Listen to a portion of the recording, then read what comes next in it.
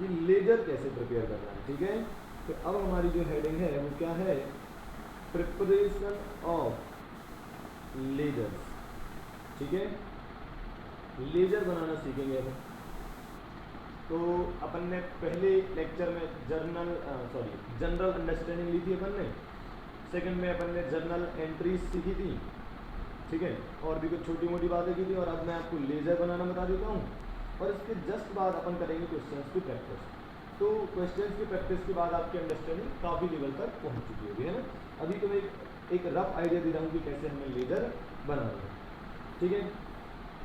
तो देखो लोग, सबसे पहले तो अपन बनाएंगे कौन सा ledger, cost ledger control account. ये हम सबसे पहले क्यों बनाएंगे, क्योंकि जब भी हमें डबल इफेक्ट देना पड़ेगा, जब भी हमें डबल इफेक्ट देना पड़ेगा तो यही लेजर काम में आएगा। जैसे हमने रॉ मटेरियल खरीदा तो क्या एंट्री करोगे, store laser control account debit, और टू कैश तो लिख नहीं सकते, तो कॉस्ट लेजर कंट्रोल अकाउंट लिखना पड़ेगा। तो ऐसे बार बार कॉस्ट लेजर कंट्रोल अकाउंट आएगा, तो हम क्या करेंगे, जो दूसरा इफेक्ट होता है, जो सेकेंड इफेक्ट होता है जर्नल एंट्री का, वो हम इसके अंदर देते हुए चलेंगे, ठीक है। तो ये कुछ इस तरीके से आपका लेजर बन जाएगा, है ऐसा। ये अमाउंट की कॉलम हो जाएंगे, तो लेजर तो वैसे ही बनेगा जैसे अपन आज तक बना दिया है अपनी जिंदगी में, ठीक है। ठीक है, तो ये हो गया आपका रहेगा कॉस्ट लेजर कंट्रोल अकाउंट। और इसके लिए आपको थोड़ा सा स्पेस ज़्यादा रखना पड़ेगा, क्योंकि ये सबसे बड़ा लेजर हमारा बनेगा।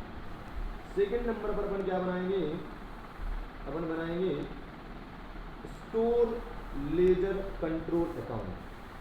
स्टोर लेजर कंट्रोल अकाउंट, ठीक बात है। इसके अंदर हमको क्या करना है, अगेन ऐसे बना देता हूँ आपको, देख लो भैया, इसको थोड़ा सा अपन ऐसे कर देते हैं, ठीक है। ये ऐसे हो जाएगा, ये ऐसे हो जाएगा, ठीक है, और ये ऐसे हो जाएगा। अब sir store laser control account हमें बनाना है, तो स्टोर लेजर कंट्रोल अकाउंट सबसे पहले क्यों बनाना है भाई, ये कॉस्ट लेजर कंट्रोल अकाउंट तो अभी बना दिया मैंने डबल इफेक्ट देने के लिए। हकीकत में फर्स्ट लेजर कौन सा है, स्टोर लेजर है। स्टोर लेजर में हमें क्या करना है, स्टोर मैंने सबसे पहले क्यों बनाया, क्योंकि भाई प्रोडक्शन की शुरुआत कहाँ से होती है, ऑर्गेनाइजेशन में सबसे पहले रॉ मटेरियल आएगा तभी कुछ होगा ना, तो स्टार्टिंग तो रॉ मटेरियल से ही होगी ना। तो सबसे पहला लेजर मैंने कौन सा बनाया है, अच्छे से देखा जाए तो स्टोर लेजर है ना। इसके पहले जो बनाया है तो वो तो केवल डबल एंट्री देने के लिए, डबल इफेक्ट देने के लिए बनाया है। चलो, तो स्टोर लेजर कैसे बनेगा, एक रफ आइडिया दे रहा हूँ। सपोज आपका ओपनिंग बैलेंस है, तो वो आ जाएगा आपका यहाँ पर, ठीक बात है। ओपनिंग बैलेंस आ जाएगा इस साइड। अगर क्लोजिंग बैलेंस बचेगा तो वो इस साइड आ जाएगा। भाई स्टोर है, रॉ मटेरियल है, तो ओपनिंग भी हो सकता है, क्लोजिंग भी हो सकता है। स्टॉक ही तो अकाउंट है, स्टॉक अकाउंट है तो दोनों हो सकता है, ओपनिंग भी और क्लोजिंग भी हो सकता है, जैसे फिनिश गुड में होता है, ठीक है। इसके अलावा परचेज वगैरह करेंगे तो इधर आ जाएगा। मतलब सारा इनफ्लो वाला जो पार्ट देखा जाए तो वो यहाँ आ जाएगा। जब भी स्टोर बढ़ेगा तो अपन डेबिट साइड में लिखेंगे, है ना। सिंस यार स्टॉक तो आपका एक तरीके से रियल अकाउंट जैसा हो गया, तो जैसे असेट बढ़ती है तो अपन डेबिट करते हैं, और घटती तो क्रेडिट करते हैं। ऐसे स्टॉक बढ़ेगा तो डेबिट और घटेगा तो क्रेडिट, है ना। ओके, तो जितने भी इनफ्लोज हैं स्टोर के वो यहाँ आ जाएंगे, और जितने भी आउटफ्लोज हैं वो यहाँ आ जाएंगे। जैसे कि हमने स्टोर में से WIP के लिए, मतलब फैक्ट्री के लिए माल इशू करा, या हमने इनडायरेक्ट पर्पज के लिए माल इशू करा, या फिर कोई लॉस हो गया, कुछ भी हो गया, तो वो सब इस साइड आ जाएगा, है ना। कुछ ऐसा एक रफ आइडिया देना, बाकी तो अपन डिटेल में पढ़ेंगे, है ना। तो स्टोर का ओपनिंग क्लोजिंग हो गया। इधर अगर स्टॉक आएगा तो डेबिट साइड आ जाएगा, कुछ जाएगा तो क्रेडिट साइड आ जाएगा, तो ये जनरल बात है, ठीक है। फिर हमारा बनेगा कौन सा, wages control account. Wages control account, ठीक है। इसमें हमें क्या करना है, अगेन देखो, इसको हम कैसे बनाने वाले हैं, एक सेकंड। इसमें हम क्या करने वाले हैं, इसमें हम क्या करेंगे, यहाँ क्या लिखेंगे, यहाँ लिखेंगे टू CLC। मतलब सबसे पहले एंट्री क्या होती थी, वेजेस पेड की। चलो एक एंट्री करके बता देता हूँ। सपोज मैं बोलता हूँ वेजेस पेड 10 लाख, ठीक है। तो आप एंट्री क्या करोगे, खर्चा डेबिट, तो कैश लिख नहीं सकते तो CLC लिखोगे। तो wages control account debit to CLC, तो wages control account debit to CLC कितना, 10 लाख, ठीक है, डन। अब आप क्रेडिट साइड क्या लिखोगे, सपोज इस 10 लाख में से आपका 6 लाख का जो है वो है डायरेक्ट वेजेस। तो डायरेक्ट वेजेस कहाँ जाता है, WIP में। तो यहाँ क्या लिख देंगे हम, WIP laser control account, WIP laser control account कितना चला जाएगा, 6 लाख, बचा 4 लाख। इसका मतलब वो कौन सा इनडायरेक्ट वेजेस है, इनडायरेक्ट वेजेस कहाँ जाता है, फैक्ट्री ओवरहेड में, तो फैक्ट्री ओवरहेड कंट्रोल अकाउंट के नाम से आ जाएगा 4 लाख। समझ पा रहे हैं, तो ये अकाउंट इस तरीके से खत्म हो जाएगा। हालांकि हमें ये बात ध्यान रखनी पड़ेगी कि जब अपन WIP यहाँ लिखेंगे, जब अपन WIP यहाँ लिखेंगे तो इसका जो दूसरा इफेक्ट है वो WIP लेजर अकाउंट में भी जाएगा ना, समझ रहे हैं, वो तो अपन डबल इफेक्ट देते हुए चलेंगे ना। अभी तो क्या है, मैं एक एक अकाउंट बता रहा हूँ, एक रफ आइडिया दे रहा हूँ। तो WIP अकाउंट में फ़र्क पड़ेगा और फैक्ट्री ओवरहेड कंट्रोल अकाउंट में भी इफेक्ट जाएगा ना, तो वो तो हम करते चलेंगे। तो वेजेस कंट्रोल अकाउंट तो सबसे आसान हो गया। तो सबसे पहला कौन सा हो गया अपना, स्टोर लेजर कंट्रोल अकाउंट, फिर हो गया अपना वेजेस कंट्रोल अकाउंट। इसके पहले हमने कॉस्ट लेजर कंट्रोल अकाउंट बनाया था, वो तो टाइम पास के लिए बनाया था कि यार ठीक है डबल इफेक्ट देते जाएंगे, ठीक है। चलो तो और आगे बढ़ते हैं अपन, और अब अपन बनाएंगे कौन सा account, factory overhead control account. ठीक बात, अगर आपको याद आ रहा हो तो जिस थ्रू में अपन ने डायग्राम बनाया था उसी टाइप से कुछ सीक्वेंस में ले जा सकते हैं, है ना। अगेन वही, ये अकाउंट थोड़ा सा बड़ा बन सकता है, ठीक है, काफ़ी सारे आइटम आपको देखने को मिल सकते हैं इसमें, ठीक है। इसमें क्या आएगा बताओ, कुछ रफ आइडिया दे सकते हैं, कहाँ कहाँ आपको फैक्ट्री ओवरहेड दिखाई दिया था। हाँ सर, उसमें क्या है देखना, एक तो आपको दिख रहा होगा वेजेस के क्रेडिट साइड में, ये दिख रहा है आपको, ये दिख रहा है फैक्ट्री ओवरहेड, है ना। तो आप यहाँ क्या लिख दोगे, वेजेस कंट्रोल अकाउंट के नाम से क्या आ जाएगा, 4 लाख, ये डबल इफेक्ट दिया है इतना। ऐसे स्टोर में जब भी इनडायरेक्ट पर्पज के लिए माल इशू होगा तो आप क्या लिखोगे, फैक्ट्री ओवरहेड। तो स्टोर लेजर भी यहाँ पर दिखाई देगा, स्टोर लेजर कंट्रोल अकाउंट, ये भी यहाँ पर आएगा। इसके अलावा कोई और फैक्ट्री ओवरहेड इनकर हुआ, जैसे कि रेंट पे करा, इलेक्ट्रिसिटी बिल पे करा, या कुछ भी और हुआ, तो उसको किस नाम से लिखेंगे हम, 2CLC। भाई खर्चा हुआ तो factory overhead control account debit 2CLC, cash तो लिख नहीं सकते हैं। तो एक तो वेजेस भी दिखेगा यहाँ पर, स्टोर भी दिखेगा, इसके अलावा अगर और कोई फैक्ट्री ओवरहेड होता है तो उसका भी इफेक्ट आपको यहाँ पर दिखेगा। तो एक तरीके से सारे के सारे ओवरहेड डेबिट साइड में आ जाएंगे, सारे के सारे इनडायरेक्ट खर्चे डेबिट साइड में आ जाएंगे। क्रेडिट साइड में क्या आएगा, फैक्ट्री ओवरहेड को कहाँ ट्रांसफर करने की बात होगी, जल्दी से बताओ कहाँ ट्रांसफर करने की बात होगी, बताया था मैंने। अल्टीमेटली हर खर्चा कहाँ जाता है, फैक्ट्री मतलब WIP, तो यहाँ आ जाएगा WIP लेजर कंट्रोल अकाउंट, ठीक बात है। तो इधर सारे इनडायरेक्ट खर्चे इकट्ठे हो गए, एक साथ हो गए, और फिर इन सारे खर्चों को हम कहाँ ट्रांसफर कर देंगे, WIP लेजर कंट्रोल अकाउंट, ठीक बात है। अब इसमें एक और समझने की बात है जो मुझे समझ नहीं आ रहा कि अभी बताऊंगी ना बताऊँ, चलो एक हिंट दे देता हूँ। अगर आपने ओवरहेड पूरी ईमानदारी से पढ़ा है तो आपको ये बात समझ में आ जाएगी। क्या है वो बात, सुनना ध्यान से। जैसे मान लो आपका ये 4 लाख है, ये 3 लाख है, ये 2 लाख है, ठीक है। तो आपका खर्चा कितना हो गया ओवरहेड का, 4 लाख, 3 लाख, 7 लाख और 2 लाख 9 लाख। फैक्ट्री ओवरहेड का खर्चा हुआ है 9 लाख, फैक्ट्री ओवरहेड का खर्चा हुआ है 9 लाख। अब अगर आपको याद हो, क्या ये जरूरी होता था कि हम पूरा खर्चा रिकवर कर लें? अगर आपको याद हो तो अपन ने अंडर रिकवरी ओवर रिकवरी जैसा कुछ पढ़ा था, याद है आपको? क्या पढ़ा था हमने कि भाई हम एक रेट निकाल लेते थे और उस रेट के हिसाब से एब्जॉर्ब करते थे जो अपने ओवरहेड होते थे उनको, ठीक है। तो जब एब्जॉर्ब आप करते थे तो कभी क्या होता था, ओवर एब्जॉर्प्शन हो जाता था, मतलब हम कभी कस्टमर से ओवर एब्जॉर्ब कर लेते थे, ज़्यादा चार्ज कर लेते थे, कभी हम कम चार्ज कर पाते थे, ठीक है। तो वही आपको यहाँ देखने मिलेगा, है ना, आपकी अंडरस्टैंडिंग यहाँ पर और बढ़ेगी।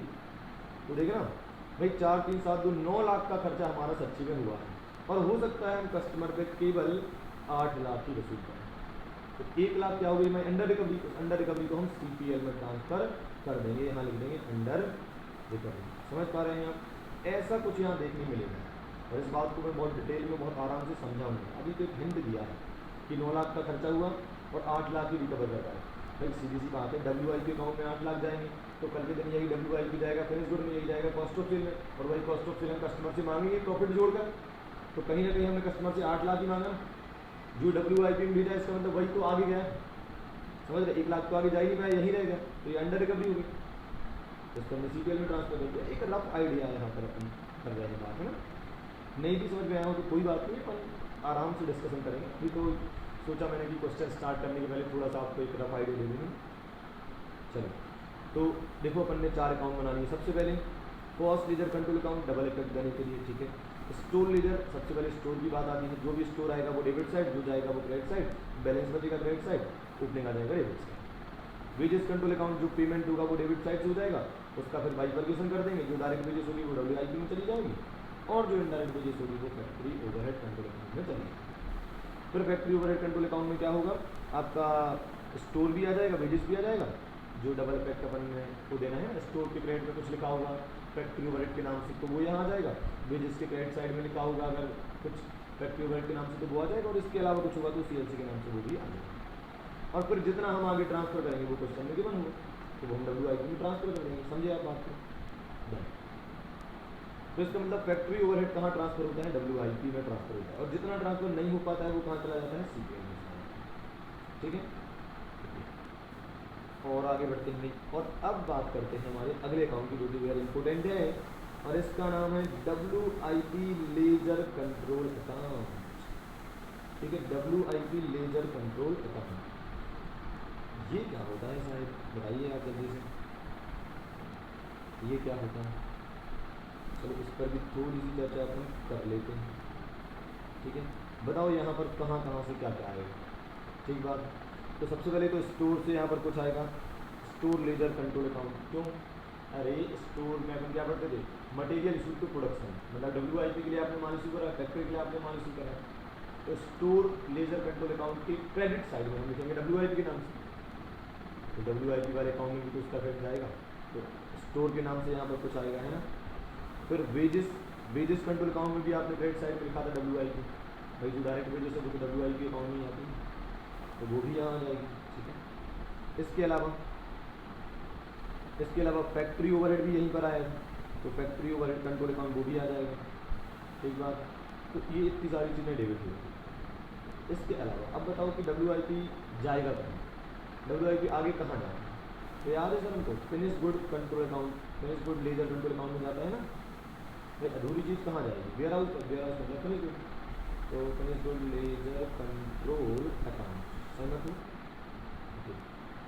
तो ये यहाँ पर आ जाएगा ऐसे, और कुछ बैलेंस होगा तो यहाँ पर आ जाएगा, और अगर WIP का ओपनिंग होगा तो वो भी आ सकता है, तो अपन उसको भी लिखेंगे, फिर वो ओपनिंग यहाँ पर आ जाएगा, ओपनिंग बैलेंस।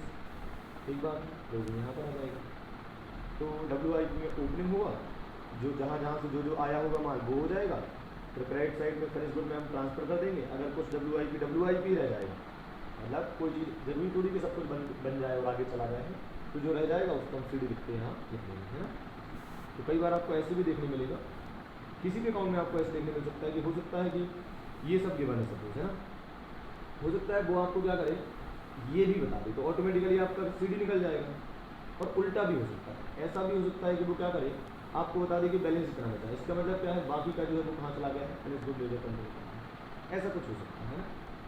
ठीक है, तो ये हो गया हमारा WIP लेजर कंट्रोल अकाउंट। अब हम चलते हैं कहाँ, एडमिन ओवरहेड पर, क्योंकि एडमिन ओवरहेड को भी तो हमें फिनिश गुड में भेजना है, तो फिनिश गुड बनाने के पहले एडमिन ओवरहेड बना देते हैं। एडमिन ओवरहेड कंट्रोल अकाउंट, ये अकाउंट आपको रेयरली दिखाई देगा, क्वेश्चन एग्जाम में छोटे छोटे आते हैं, तो ये तो आपको कम ही दिखाई देगा, पर दिखाई देगा तो उसको कैसे डील करेंगे बता देते हैं। ठीक है, सबसे पहले तो हम एडिशन लाइन खींचेंगे। ठीक है, फिर हम क्या करेंगे, एडमिन ओवरहेड इनकर्ड, भाई हर खर्चे की 2 एंट्री करते हैं, एक खर्चा होने की, एक उसको ट्रांसफर करने की। तो खर्चा जब होगा तो क्या एंट्री होगी, खर्चा डेबिट टू कैश, कैश लिखते हैं कि टू CLC लिखना पड़ेगा, और यहाँ पर खर्चा क्या है, एडमिन ओवरहेड, तो admin overhead control account debit to CLC, admin overhead control account debit to CLC, तो यहाँ पर आ जाएगा टू CLC, खर्चा हुआ तो यहाँ आ जाएगा। फिर एडमिन ओवरहेड को ट्रांसफर करना है कहाँ पर, आपको finish good ledger control account में, डायग्राम याद करो, है ना। तो ट्रांसफर करने की एंट्री क्या होगी, finish good ledger control account बढ़ गया, और उधर गया कौन है, एडमिनिस्ट्रेशन ओवरहेड कंट्रोल अकाउंट, तो एंट्री क्या होगी, finish good ledger control account debit to admin overhead control account. तो ये देखो finish good ledger control account, ठीक है, तो ये आ गया, तो इधर इनकम होने की एंट्री भी, इधर ट्रांसफर होने की एंट्री भी खत्म। ठीक है, फिर क्या आ गया, फिर आपका बना देते finish good ledger control account, finish good ledger control account. ठीक है, तो यहाँ पर आप देख सकते हैं कि यार मल्टीपल अकाउंट में बनाने पड़ते हैं, जैसे कि आप अकाउंट में सिंगल एंट्री करते थे ना, समथिंग लाइक दैट, है ना। ओके, तो finish good ledger control account कैसे बनेगा, देखो देखो देखो, क्या करेंगे अपन इसके अंदर फिनिश गुड में क्या क्या आएगा, एक तो एक तो ओपनिंग हो सकता है, सबसे पहली बात तो ओपनिंग हो सकता है, ओपनिंग बैलेंस लिखो या BD लिख दो, क्लोजिंग भी हो सकता है, ठीक है, क्लोजिंग बैलेंस भी हो सकता है।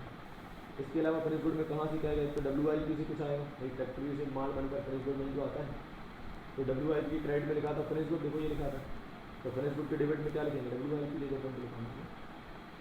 इसके बाद आपका एडमिन ओवरहेड भी आया था, तो देखो एडमिन ओवरहेड कंट्रोल अकाउंट में आप देखेंगे तो क्रेडिट साइड में लिखा है finish good ledger control account, तो फिर finish good ledger control account के डेबिट साइड में हम क्या लिखेंगे, एडमिनिस्ट्रेशन ओवरहेड कंट्रोल अकाउंट, ठीक है। अब फिनिश गुड कहाँ ट्रांसफर होता है, कॉस्ट ऑफ सेल अकाउंट में, और जो बच जाएगा वो CD कहलाएगा या क्लोजिंग बैलेंस कहलाएगा, है। तो कुछ इस तरीके से आपका finish good ledger control account बनता है, ठीक है। मैंने बहुत फास्ट बताया है, पर इसलिए बताया क्योंकि मैं वैसे भी आपको समझाने वाला हूँ, बहुत सारे एग्जाम्पल हम करने वाले हैं, ये तो एक बस बेसिक आइडिया दे दिया कि करने के लिए, ठीक है। चलो फिनिश गुड के बाद अपन बात करते हैं आपकी कॉस्ट ऑफ सेल अकाउंट की, पर उसके पहले बना देंगे selling and distribution control account. क्यों सर ये क्यों बना रहे हैं, क्योंकि जैसे आपने एडमिनिस्ट्रेशन ओवरहेड कंट्रोल अकाउंट बनाया था, वो क्यों बनाया, finish good ledger control account में ट्रांसफर करने के लिए। ऐसी अब कॉस्ट ऑफ सेल अकाउंट बनाने वाले तो उसके पहले selling distribution overhead control account भी तो बना लो, ताकि वो भी ट्रांसफर कर दें, है। तो ये तो सेम टू सेम किसके जैसा है, एडमिन ओवरहेड के जैसा, ठीक है। देखना इसमें क्या होगा, पहले इनकर की एंट्री होगी, सेलिंग डिस्ट्रीब्यूशन ओवरहेड इनकर, क्या एंट्री होगी, selling distribution overhead control account debit to CLC, तो टू CLC खर्चा हुआ तो खर्चा डेबिट टू कैश, और कैश लिखते नहीं तो CLC, और इसको फिर ट्रांसफर करने की एंट्री करेंगे, ट्रांसफर करते कॉस्ट ऑफ सेल अकाउंट में, तो एंट्री क्या होगी, cost of sale account debit to selling and distribution control account, चलो यहाँ से कॉस्ट ऑफ सेल अकाउंट इसको ट्रांसफर कर दिया, तो ये भी क्या हो गया आपका घटा, ठीक बात है।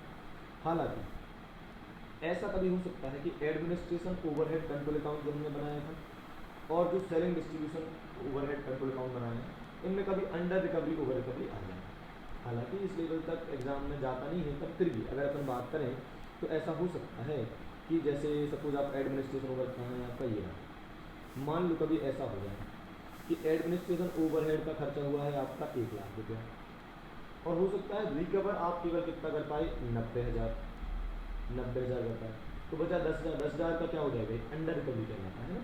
तो अंडर रिकवरी किसी भी ओवरहेड अकाउंट में हो सकती है, क्योंकि ओवरहेड हम एस्टिमेट मतलब अंदाज के हिसाब से कस्टमर से रिकवर करते हैं, तो जब आप कोई काम अपने एस्टिमेट के हिसाब से करेंगे तो हो सकता है कभी वो ज़्यादा निकल जाए, कभी वो कम निकल जाए, मतलब उसके एग्जैक्ट होने की संभावनाएं कम होती है। तो 1 लाख का खर्चा होगा एडमिन ओवरहेड का, और हो सकता है 90,000 ही आप कस्टमर से रिकवर करें, तो ऐसे केस में 10,000 की क्या हो जाएगी अंडर रिकवरी, तो उसे आप CPL में ट्रांसफर कर देंगे। और यही सेम कंडीशन आपकी कहाँ मिल सकती है, selling distribution overhead control account में। हो सकता है यहाँ पर क्या हो जाए आपका 1 लाख का खर्चा हो जाए और 1,20,000 क्या हो जाए आपका रिकवर हो जाए, तो 20,000 की क्या होगी ओवर रिकवरी, तो उसको CPL के नाम से इधर लिख देंगे, समझ रहे हैं आप।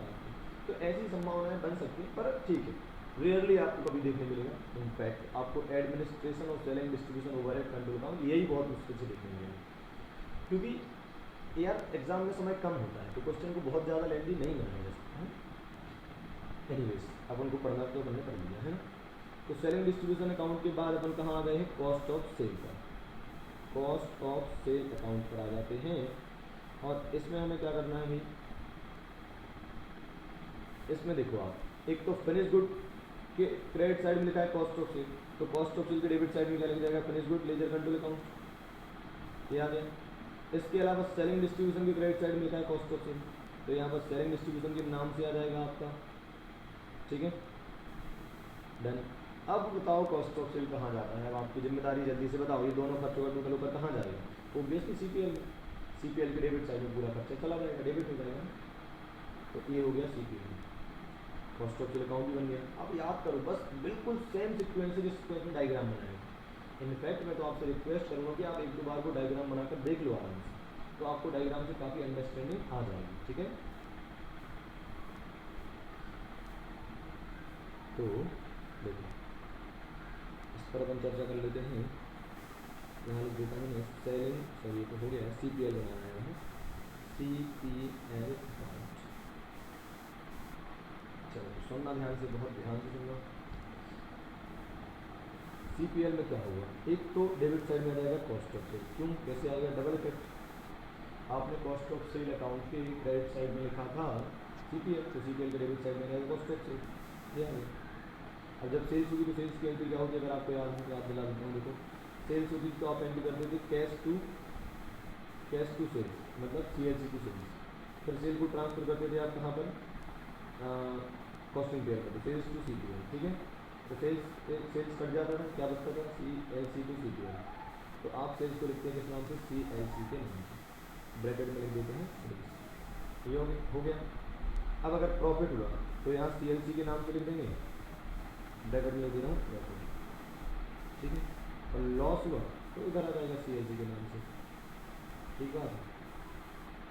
ऐसे करके ये भी आपका खत्म हो जाएगा। इसके अलावा CPL में और क्या आ सकता है सर, इसके अलावा देखो अगर आपको याद हो तो अपन ने फैक्ट्री ओवरहेड कंट्रोल अकाउंट बनाया, तो आप अंडर रिकवरी जैसा है, दिखा देता हूँ। देखिए ये रहा, जहाँ जहाँ आपने CPL लिखा होगा ऑब्वियसली उसका डबल इफेक्ट कहाँ आएगा, CPL अकाउंट में आएगा। तो वो तो एक ठीक है, जनरल अंडरस्टैंडिंग की बात है, उसमें कोई बड़ी बात नहीं है कि यार कैसे अपन को इसको हैंडल करना है। तो अभी क्रक्स ये निकला कि अब हम जितने भी क्वेश्चन करेंगे बस हमें एक ही बात दिमाग में बिठानी है, और वो क्या है, हर एंट्री के दो इफेक्ट हमें देते हुए चलेंगे। बस अगर हम हर जर्नल एंट्री मतलब हर ट्रांजेक्शन के दो इफेक्ट देते हुए चलते हैं तो हमें कोई दिक्कत नहीं होगी, हमारा क्वेश्चन गलत हो ही नहीं सकता। और एक और बात इस चैप्टर की एक खास बात है कि आंसर गलत है या सही है ये एट दी एंड पता चल जाता है। वो कैसे पता चलता है, वो मैं जब क्वेश्चन करवाऊँगा, प्रैक्टिस करवाऊँगा तो आपको बताऊँगा, तो आपके लिए और कंफर्टेबल हो जाएगा कि चलो यार एग्ज़ाम में पता चल गया कि हमारा आंसर करेक्ट है या इनकरेक्ट है, ठीक बात है। तो यहाँ अपन लेजर के डिस्कशन को फिनिश करते हैं और अब इसके अपन क्वेश्चन की प्रैक्टिस स्टार्ट करेंगे, मतलब है ना।